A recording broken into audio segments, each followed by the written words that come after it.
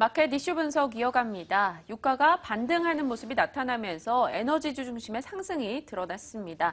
자, 뉴욕 증시 연말 랠리를 다시 기대할 수 있을 것인지 이야기 나눠보도록 하죠.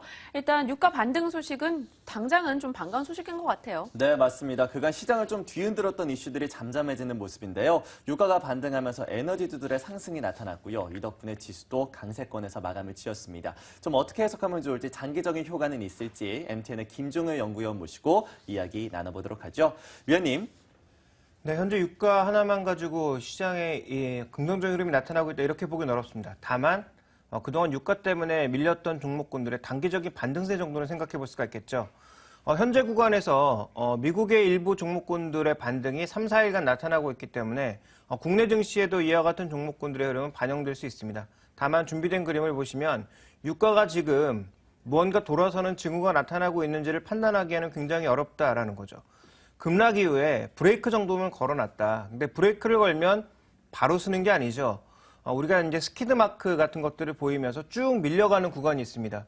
지금 그 구간으로 들어가 있는 것인지 아니면 완전히 방향을 돌리기 위해서 선 것인지에 대한 판단을 하기가 어렵다라는 거죠.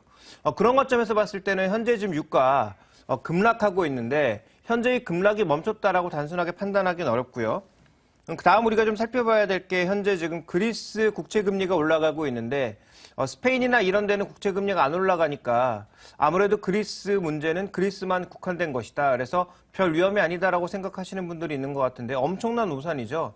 그리스는 디폴트 리스크를 반영하고 있는 거고요. 나머지 국가들은 디플레 리스크를 반영하고 있는 겁니다. 지금 둘 다 안 좋은 거거든요. 가장 좋은 그림은 뭐냐? 안정적으로 서서히 올라가는 게 가장 좋은 그림입니다. 그런데 지금 어디에서도 그런 그림이 나타나지 않고 있다. 독일도 하락하고 있고 여타 국가들도 하락하면서 미국보다도 지금 스페인이나 포르투갈 이탈리아 국채금리가 더 낮은 모습을 보여주고 있는 것이 과연 정상이냐? 이렇게 좀 반문해 볼 수 있는 거죠. 그렇게 본다면 지금 유럽 국가들은 다 위험하다. 그리스는 그렉시트 때문에 위험해 보이고요. 나머지 국가들은 디플레 리스크로 굉장히 위험해 보인다. 이렇게 좀 봐야 될 것 같습니다. 네, 디폴트나 또 디플레나 D의 우려는 여기저기서 계속되고 있는 것 같습니다. 네. 일단 유가 반등으로 인해서 브레이크는 걸었다라고 하셨어요. 그럼 본질적인 해결을 위해서는 어떤 게 뒤따라야 되는 걸까요? 이머징 마켓 전체로 봤을 때 가장 부담스러운 건 달러입니다. 달러가 계속 강세로 움직이고 있거든요. 준비된 그림을 보시면 한 주간 주정을 받는 듯했던 달러 인덱스가 바로 한 주 만에 다시 또 고점을 경신하고 있는 그런 양상입니다. 이 달러 인덱스가 계속적으로 강세를 보이면서 나타나는 두드러진 현상은 이머징 통화들이 계속 하락하고 있다는 거죠. 다음 준비된 그림을 보시면 이머징 통화 인덱스는 달러가 고점을 돌파한 만큼 반대로 저점을 하향 이탈하는 모습이고요. 최근에 물론 여기엔 루브라의 기여도가 가장 높다라고 볼 수 있겠습니다만 최근 들어서는 뭐 헤아라라든지 러시아 루피아화라든지 여러 통화들이 동반해서 무너지고 있다는 거죠. 그러면 외국인 입장에서는 이머징 마켓에 투자할 이 이유가 없어진다라는 것입니다. 성장이 어차피 높지 않은 상황에서 달러가 강세라면 달러 쪽에 투자하는 게 나은 거고요. 또 하나 이제 우리가 착각하고 있는 건 러시아의 우려가 생각보다 작다. 그리고 러시아가 지금 갖고 있는 외환 보유고가 과거보다 많고 그다음에 정부의 재정 적자도 그렇게 크지 않기 때문에 별로 우려할 거 없다라는 생각을 하고 있는데 이것도 굉장히 어리석은 생각이죠. 사람들이 러시아에 대해서 우려하고 러시아에서 돈을 빠져나오는 순간 지금 쌓여있는 4천억 불의 그 외환보유고는 아무것도 아닐 수 있습니다. 그래서 현재 구간에서는 사람들의 심리, 사람들의 행동이 더 중요하거든요. 러시아가 과거 대비해서 분명히 재정 적자도 견조한 모습이고 그다음에 단기 부채도 견조한 모습을 보이고 있는 것은 맞으나 사람들의 생각이 러시아 경제는 붕괴되고 현재의 정치적인 상황에서 쉽게 이 구도가 없어지지 않는다라고 생각하게 돼서 계속 러시아의 그 루브라를 팔아대게 되면 얼마를 갖고 있는 건 상관이 없다라는 겁니다. 그래서 러시아의 경제가 내년 1분기부터는 본격적인 하향으로 들어가고요. 현재 국채 만기도 내년도에 꽤 많은 국채 만기를 소화해야 되기 때문에 러시아 위기에 대해서 과소평가하는 것은 굉장히 위험하다라고 보고 있고요. 그 다음에 또 하나 이제 우리가 좀 살펴봐야 될 건 이 루브라가 급락하면서 이 유가 하락에 피해를 받는 업종들, 실제적으로 대표적으로는 이제 조선주 같은 경우가 실제로 주가가 같이 가고 있다라는 거죠. 루브라 급락하는 것만큼 우리나라의 건설업종과 조선업종의 주가 같이 빠지고 있기 때문에 이들 업종에 대한 경계감은 앞으로도 계속 필요하다. 낙폭과대에 따른 단기 반등은 언제든지 나올 수 있지만 말 그대로 낙폭과대를 줄이는 수준에 그칠 것이다라고 봐야 될 것 같습니다. 네, 이렇게 해서 달러나 러시와 그리고 또 유가에 대한 리스크 꾸준하게 좀 살펴볼 필요가 있을 것 같습니다. 네. 이어서 좀 증시에 대한 이야기도 해보도록 하죠. 앞서 저희가 월마트와 롯데쇼핑에 대한 주가를 좀 비교를 그랬죠. 했었는데 월마트 같은 경우에 꾸준히 좀 상승을 하고 있지만 롯데쇼핑은 그렇지 못한 흐름들 관측이 되고 있습니다. 우리나라 유통업체들이 좀 다른 점이 있다라면 어디에서 좀 차이가 있다고 보십니까? 그 가장 큰 차이는 변화와 혁신이라고 보여지는데요. 월마트 같은 경우에는 변신을 시도했죠. 혁신은 없었지만 변신을 시도해서 온라인 쪽, 늘어난 온라인 쪽에 그 시장을 어떻게든 잡으려고 꽤 노력하고 있습니다.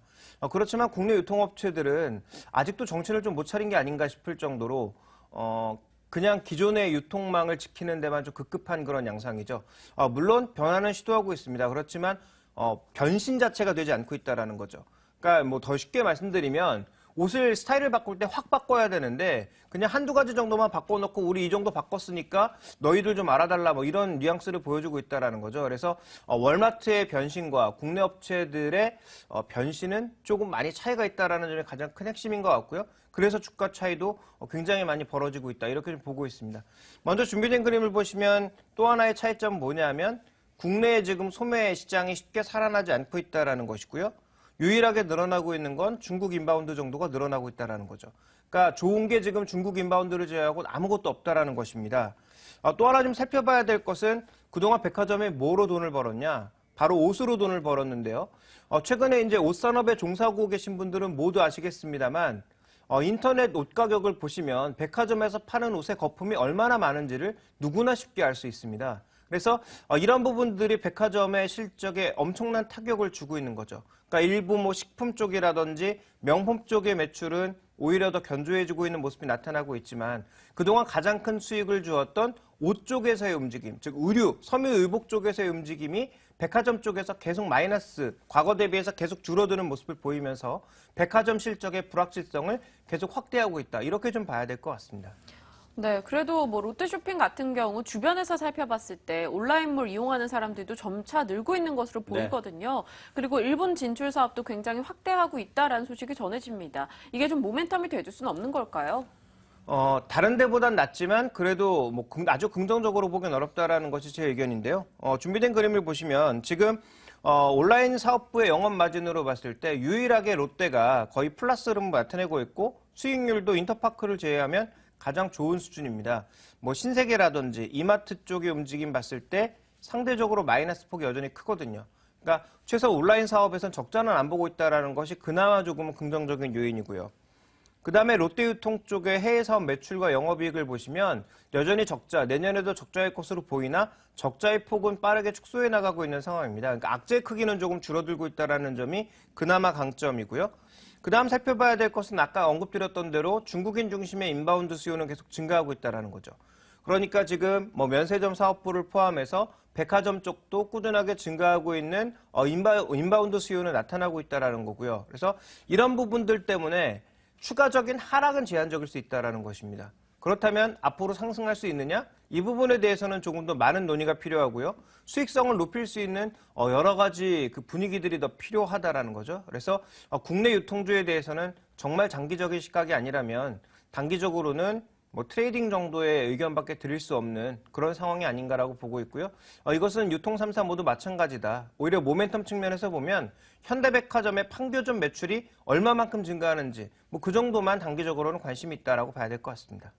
자, 그렇다면 최근 증시를 지배하고 있는 모멘텀도 하나 점검을 해보도록 하겠습니다. 네. 바로 배당인데요. 배당에 대한 모멘텀이 커지면서 아무래도 배당 관련주들에 대한 매수 좀 꾸준하게 유입이 되는 모습이 관측이 되고 있습니다. 연말 이 시장 래를 이끌어줄 수 있다라고 보십니까? 어떻게 보십니까? 지난 금요일 날 제가 바로 말씀드렸죠. 배당 관련주에 대한 관심이 어느 정도 필요하다를 뭐 전략적으로 말씀을 드렸는데 좀 더 근본적인 걸 봐야 되겠죠. 배당 들어오는 종목들 당연히 시장보다 강할 겁니다.